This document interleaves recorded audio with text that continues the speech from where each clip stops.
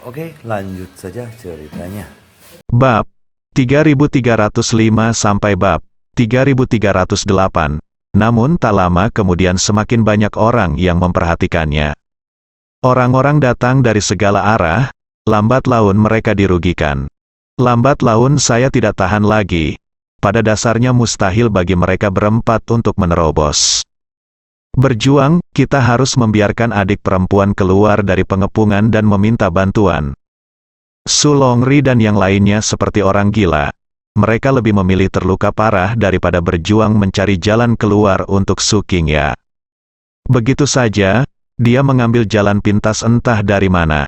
Namun 3 orang juga mengalami luka berat, tapi itu bisa dianggap sebagai jalan berdarah bagi Su Qingya. Adik perempuan, ayo pergi, tinggalkan kami sendiri, paviliun utara itu penting. Su Longri dan yang lainnya berteriak, hati-hati. Su Qingya tidak punya pilihan selain melarikan diri. Tapi saat dia melarikan diri dari pengepungan, sesosok tubuh muncul dari belakang dan menamparkan Su Qingya dengan keras, menjatuhkannya. Su Longri dan 3 lainnya juga menderita pukulan berat dan terbang satu persatu. Setelah jatuh ke tanah, cahaya dingin sudah menempel di leher mereka. Sial, itu masih gagal. Su Longri tidak bisa menahan diri untuk tidak menghancurkan tanah setelah mereka bertiga jatuh ke tanah. Semuanya gagal. Su Qingya perlahan mengangkat kepalanya. Ketika dia melihat ke atas, dia melihat bahwa itu adalah Gong Qianqiu. Dia tidak pernah menyangka bahwa dialah yang akan menamparnya di saat kritis. Dialah yang menghancurkan harapan mereka. Apakah itu kamu? Su Qingya dan yang lainnya mengenali Gong Qianqiu. Bukankah ini wanita yang mengendalikan Xiao Feng sampai mati? Siapa yang kamu cari untuk menyelamatkan Beige? Beige sudah hancur. Jatuhnya 3 orang suci di Beige berarti Beige akan jatuh. Tidak ada gunanya siapapun datang. Aku, Paviliun Barat, baru saja bergabung dalam perang. Seseorang dari timur paviliun juga ada di sini. Gong Qianqiu mencibir. Kamu, Su Qingya dan yang lainnya ingin membantah, tapi tidak ada yang bisa mereka lakukan. Inilah situasi di Beige sekarang. Satu-satunya harapan untuk meminta bantuan Ye Junlin telah hilang. Aku sudah lama menunggumu, bawa pergi bersamaku. Perintah Gong Qianqiu, keempat orang itu diam-diam dibawa pergi. Beige sekarang dalam krisis, tidak ada yang memperhatikannya. Ini sudah berakhir, semuanya sudah berakhir sekarang. Bahkan satu-satunya kesempatan untuk meminta bantuan dari Ye Junlin telah hilang. Ini semua salah Gong Qianqiu, jika bukan karena dia, setidaknya Su Qingya akan lolos. Belakangan, hanya sedikit orang yang mengetahui bahwa semuanya diatur oleh Gong Qianqiu. Para master yang baru saja menghentikan mereka semuanya. Saya mendengar bahwa Anda masih berbicara buruk tentang saya di depan Xiao Feng. Mari kita selesaikan dendam lama dan baru kita bersama-sama nanti. Gong Qianqiu memandang mereka dengan dingin dan kejam. Su Qingya dan yang lainnya tidak takut akan hal ini. Kuncinya adalah mereka takut pesan tersebut tidak terkirim. Tidak ada yang akan menyelamatkan Beige. Tidak peduli mereka mati atau tidak, Beige tidak bisa dihancurkan. Keluarga, saudara laki-laki dan perempuan mereka semua ada di sini. Namun mereka dikendalikan oleh Gong Qianqiu dan tidak bisa lepas untuk melaporkan berita tersebut. Saya hanya bisa menyerahkannya pada takdir. Mungkin, beginilah nasib Beige. Kehendak Tuhan sedemikian rupa sehingga tidak ada yang bisa menghentikannya. Sisi lain, Xiao Feng kembali ke markas. Kini semua pihak sedang mencari pembunuhnya. Hanya tuannya yang tidak bergerak, dan dia sedikit bingung. Secara logika, setelah sang master mengetahui petunjuk tentang si pembunuh, dia harus segera mengambil tindakan. Namun kini hal itu tertunda, artinya ada masalah. Saat dia bertanya dengan keras, Ye Junlin pindah. Saya meninggalkan base camp dengan beberapa potret. Agar tidak membuat musuh waspada, Ye Junlin langsung pergi ke Beige untuk bertanya kepada 3 orang suci Beige. Kalau ketiga orang ini ingin tahu, mereka semua tahu. Jika tidak tahu, diperkirakan tidak banyak orang di divisi penindasan yang mengetahuinya. Ini adalah satu langkah yang tepat. Jika Anda mencarinya secara terbuka, Anda benar-benar bisa mengingatkan ular tersebut. Meskipun pihak ini sangat kuat, mereka sekarang bertindak hati-hati dan tidak bisa membiarkan Ye Junlin ceroboh. Anda harus tetap low profile. Saya kebetulan mengenal Three Signs of Beige. Jadi tanyakan langsung pada ketiga orang tua ini. Alasan kenapa dia tidak langsung berangkat, itu karena dia mengirim seseorang untuk mencari lokasi Beige. Sekarang setelah kami menemukannya, tentu saja kami harus berangkat. Ye Junlin pergi ke Beige sendirian. Xiao Feng juga bertanya kepada yang lain, "Mengapa Tuan pergi?" Saya tidak tahu, semua orang menggelengkan kepala. Saat ini, sebuah ide muncul di benak Xiao Feng. Tuannya telah pergi sekarang, apakah Anda ingin menguji tulang Junjun? Dia dan Gong Qianqiu sangat penasaran dan bingung tentang hal ini. Jika Master tidak pergi, dia pasti tidak akan memiliki kesempatan untuk menguji. Sekarang adalah kesempatan sempurna. Adapun metode pengujian, Gong Qianqiu telah mengajarinya. Saya harus mengatakan bahwa Gong Qianqiu memang berpikir jangka panjang. Setiap kemungkinan telah dipikirkan. Xiao Feng juga memikirkan situasi ini jika dia memiliki kesempatan untuk menguji sendiri tulang akarnya. Jadi dia diajari cara menguji tulang akar terlebih dahulu, dan bahkan peralatan pun diberikan kepadanya. Apa yang harus dilakukan? Apakah Anda ingin menguji? Ide itu tiba-tiba muncul di benaknya tetapi dia ragu-ragu. Saya selalu merasa agak buruk untuk menguji langsung tulang Junjun. Bagi saya, tidak masalah jika orang lain mengetahuinya. Kakak senior, tidak ada salahnya menguji tulangmu. Namun jika dia terlibat dengan Gong Qianqiu, orang lain akan mengira Gong Qianqiu sedang mencoba mengatur pikiran Junjun. Ini jelas tidak oke. Tidak mungkin Qianqiu telah meninggalkan kesan buruk pada guru dan yang lainnya sebelum mereka bertemu dengannya. Selanjutnya, saya baru saja bertanya kepada Junjun tentang keterampilan yang dia ciptakan sendiri dan pergi untuk menguji tulangnya. Apa yang harus aku lakukan jika kakak muda Junjun bingung? Ada apa dengan Xiao Feng? Lihat dirimu di sini sendirian dalam keadaan linglung. Saat ini, suara Li Ziran terdengar. Xiao Feng terkejut. Untungnya, saya tidak pergi untuk menguji tulang akarnya, dan istri majikan saya masih ada di sana. Tuan, saya baik-baik saja. Xiao Feng segera minta diri. Sedangkan untuk pengujian tulang Junjun, kita akan membicarakannya lain kali. Namun peluang bagus telah hilang. Sisi lain, Gong Qianqiu dan orang-orangnya telah membawa Su Qingya dan yang lainnya ke benteng rahasia. Lemparkan keempat orang itu ke tanah. Pah. Gong Qianqiu segera menamparkan wajah Su Qingya dengan keras beberapa kali berturut-turut. Ketika Su Qingya dipukuli, kulitnya terkoyak dan dagingnya berdarah. Retak, Su Longri dan yang lainnya dipukuli habis-habisan oleh yang lain. Cedera demi cedera, aku ingin kamu bermulut kasar, pergi kemana-mana dan fitnah aku, bicara omong kosong pada Xiao Feng. Pelacur, bang, jalang, bang, jalang. Gong Qianqiu menamparnya satu demi satu.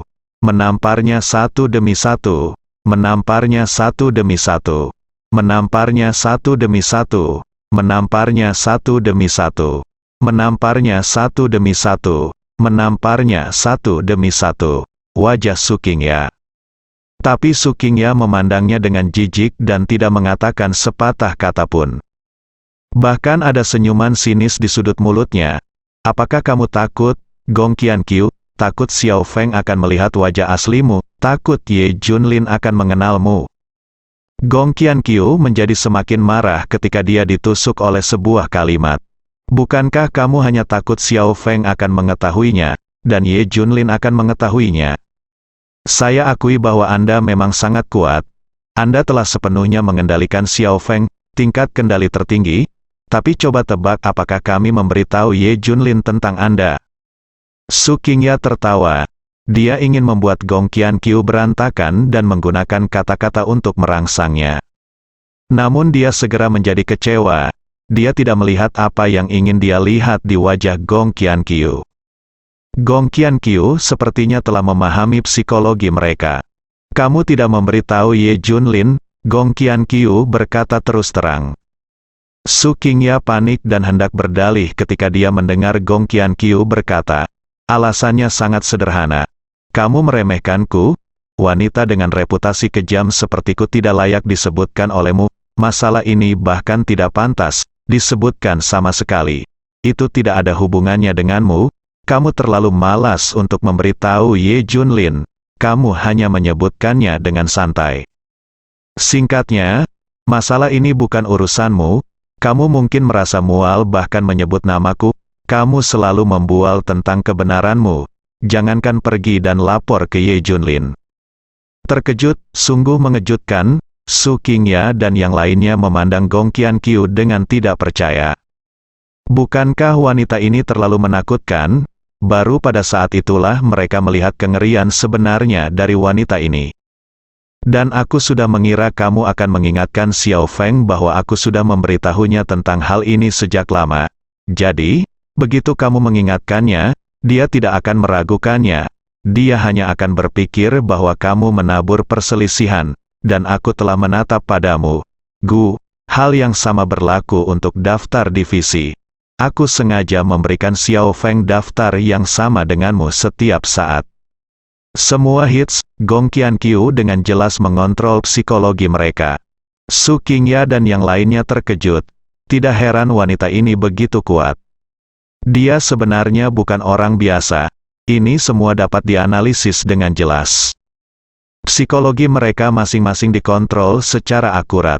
Wanita ini bahkan telah meramalkan bahwa mereka akan mengingatkan Xiao Feng, dan telah mengindoktrinasi dan mencuci otak Xiao Feng. Ada juga daftar ahli tulang. Sekarang mereka mengerti kenapa Xiao Feng dikendalikan seperti itu. Xiao Feng sebenarnya tidak bisa disalahkan untuk ini. Satu-satunya alasan adalah wanita ini terlalu kuat. Jika dia menargetkan beberapa dari mereka, mereka tidak akan mampu mengatasinya. Menyesali, mereka seharusnya memberitahu Ye Junlin tentang hal ini sebelumnya. Kalau tidak, tidak akan ada bencana seperti sekarang ini. Dia tidak pernah menyangka bahwa satu-satunya harapan Beiji ada di tangan wanita ini. Tidak mau menyerah, tapi apa yang bisa dilakukan? Kehancuran Beiji sudah dekat, tidak ada yang akan selamat. Gong Qiankyu tertawa dan berkata, tidak ada gunanya kamu menyesal sekarang. Jika kamu memberitahu Ye Junlin lebih awal, semuanya akan baik-baik saja. Su Qingya sudah menebak. Katakan padaku, Gong Qiankyu, apa yang ingin kamu lakukan dengan menangkap mereka? Saya yakin itu akan baik-baik saja. Apakah ada tujuannya? Katakan padaku berapa tingkat akar dan tulang spiritual Ye Junlin dan putrinya, ceritakan secara spesifik. Gong Qiankyu tiba-tiba berhenti tersenyum, dan seluruh dirinya menjadi suram dan menakutkan, dengan niat membunuh yang tak terhindarkan melekat di sekujur tubuhnya. Ini benar-benar kebalikan dari orang yang dikenal Xiao Feng. Hahaha, aku tahu kamu akan menanyakan ini, tapi kami tidak tahu. Su Qingya langsung menolak. Pak, Gong Qiankyu menamparnya dengan keras. Jalang, kamu satu-satunya yang telah menguji tulang Ye Junlin dan putrinya. Katakan padaku kamu tidak tahu. Katakan padaku secepatnya. Gong Qiankyu tampak garang dan menakutkan. Jika kamu tidak memberitahuku, aku akan membunuh kakak laki-lakimu dan yang lainnya terlebih dahulu. Gong Qiankyu jahat dan kejam. Dia mengeluarkan pisau dan menikam bahu Su Longri. Su Longri segera menjerit. Ekspresi Su Qingya segera berubah. Gong Qiankyu, berhenti. Katakan cepat, kalau tidak, aku akan menikamnya lagi. Puff. Gong Qiankyu menikam Su Longri lagi. Kamu, aku yang mengatakannya, aku yang mengatakannya. Su Qingya benar-benar ketakutan dan segera menyerah. Sejujurnya, kamu membuat ide yang salah, jangan pernah memikirkan integritas Ye Junlin. Kata Su Qingya tak berdaya. Mengapa? Gong Qiankyu bertanya dengan rasa ingin tahu. Meskipun dia tertarik pada akar Junjun, dan Ye Junlin terlalu kuat, tidak mudah bagi akarnya untuk mengambil keputusan. Tapi dia masih ingin tahu alasannya. Karena Ye Junlin dapat dikatakan tidak memiliki tulang, dia adalah seorang praktisi fisik murni. Su Qingya hampir tiba-tiba saat ini, dan dia tidak berani mengatakan apapun. Begitu kata-kata ini keluar, Gong Qianqiu tidak percaya sama sekali. Tidak mungkin, bagaimana mungkin dia tidak memiliki tulang, seorang praktisi fisik murni? Tidak mungkin, bagaimana seorang praktisi fisik murni bisa begitu kuat? Dan bukankah seni memurnikan Qi sehingga dia menggunakan teh untuk memadatkan tetesan air? Katakan padaku tentang dia tidak ada tulang. Jalang, siapa yang kamu tipu? Gong Qianqiu tampak marah dan menikam langsung tubuh Su Longri. Belum lagi dia tidak mempercayainya, tapi semua orang yang hadir tidak mempercayainya. Ye Junlin menjadi sangat kuat, tidak ada tulang. Siapa yang percaya? Ini benar-benar mustahil, dan semua orang tahu bahwa Su Qingya dan yang lainnya berbohong. Jangan beritahu mereka kebenarannya sama sekali. Jadi Gong Qianqiu marah. Tidak, kami mengatakan yang sebenarnya, itu benar. Kata Su Qingya segera. Su Longri dan yang lainnya juga mengatakan bahwa ini adalah kebenaran. Pada titik ini, apakah kami masih berani berbohong padamu? Saya menguji tulang akar Ye Junlin. Bagaimana pendapat Anda tentang tulang akarnya? Jika ada tulang akar, itu yang terburuk, sama saja dengan layu. Seperti batang pohon, dia tidak dapat menyerap sedikit pun energi spiritual, dia tidak memiliki tulang. Tetapi saya dapat melihat bahwa dia benar-benar seorang praktisi fisik murni, dia memiliki fisik yang kuat, yang jarang terjadi dalam hidupnya. Saya belum pernah melihat fisik sekuat ini. Pada saat itu dia tidak berdaya melawan kita, tetapi jika kita melakukan serangan diam-diam, kita bahkan mungkin tidak dapat melukai kulitnya. Gong Qianqiu tidak mempercayainya pada awalnya. Namun saat ini, mereka tidak berani berbohong, dia masih mempercayainya. Bagaimanapun, Ye Junlin adalah orang asing. Dia hanya menebak bahwa Ye Junlin tahu seni memurnikan Qi. Mungkin itu benar-benar murni pengembangan fisik. Hanya saja konsep kultivasi fisik murni setiap orang terbatas pada mereka yang ada di divisi penindas iblis. Mereka mewakili batas pengembangan fisik murni. Hasilnya, kekuatan Ye Junlin sebenarnya dikatakan sebagai kultivasi fisik murni. Mereka pasti tidak akan mempercayainya, tapi sekarang kalau dipikir-pikir, Ye Junlin, monyet ini telah mengancam seluruh divisi penindas iblis.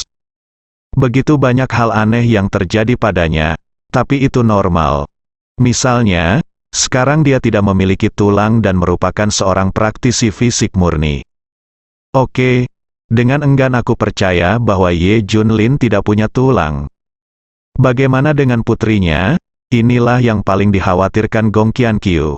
Karena itulah yang paling dia inginkan. Dilihat dari keterampilan yang diciptakan sendiri oleh Junjun. Ini seharusnya yang paling cocok untuk akar spiritual Junjun. Jika dia memilikinya, dia akan lebih nyaman mempraktikkan teknik ciptaannya sendiri ini. Batas atas akan lebih tinggi. Saat dia menyebutkan tulang Junjun, matanya tiba-tiba menjadi panas. Ini, Su Qingya jelas ragu-ragu. Bukan hanya dia, tapi 3 orang lainnya juga sedikit ragu. Mereka tahu apa asal-muasal Junjun, dan itu menjadi rahasia mereka. Bahkan orang-orang di Beige pun tidak diberitahu. Jika tidak, divisi penekan iblis akan menyebabkan badai berdarah lainnya. Lagi pula, bakat Junjun terlalu mengerikan dan berlebihan. Awalnya, mereka tidak berani bertindak terlalu berlebihan di depan Ye Junlin, karena takut Ye Junlin akan mengira mereka punya ide lain dan membunuh mereka semua. Namun kenyataannya, tulang akar Junjun adalah yang terkuat yang pernah mereka lihat, dan bahkan 5 elemen akar spiritual dan tulang spiritual tidak dapat dibandingkan. Mereka hanya memberitahu Ye Junlin bahwa bakat Junjun hanya sekuat yang seharusnya, tanpa memberikan rincian. Namun nyatanya hal itu terlalu berlebihan. Mereka kaget saat itu. Mereka sendiri juga menyadari bahwa mereka tidak boleh menguji tulang Ye Junlin dan Junjun. Karena jika rahasianya diketahui, maka akan membawa kematian bagi mereka. Lagi pula, jika seseorang tahu bahwa mereka telah menguji tulang Ye Jun dan putrinya, mereka pasti akan mendatanginya. Sama seperti Gong Qianqiu sekarang, bukan? Gong Qianqiu adalah orang yang kejam, dan dia tidak akan membiarkan orang lain memimpinnya. Dia harus mengendalikan segalanya secara proaktif. Tiba-tiba dia menusuk tenggorokan Su Longri dengan pisau. Darah Su Longri berceceran, dia menutupi lehernya dan matanya melotot, menatap Gong Qianqiu dengan tidak percaya. Dia tidak pernah menyangka Gong Qianqiu akan tiba-tiba membunuhnya. Su Qingya dan yang lainnya tidak pernah menduga hal ini. Gong Qianqiu akan membunuh orang secara tiba-tiba. Adik mereka berteriak histeris. Mereka semua menjadi gila. Saya berharap saya bisa mencabik-cabik Gong Qianqiu. Katakan padaku segera, kalau tidak, aku akan membunuh mereka berdua. Gong Qianqiu memegang pisau panjang di leher Su Husan dan Su Langhai. Aku bilang, aku akan mengatakan apapun, jangan bunuh mereka. Su Qingya cemas. Dia berkata cepat, suaranya serak dan bergetar. Selama kamu membiarkan mereka pergi, aku akan mengatakan apapun. Su Qingya benar-benar ketakutan. Wanita ini sangat kejam, bersambung.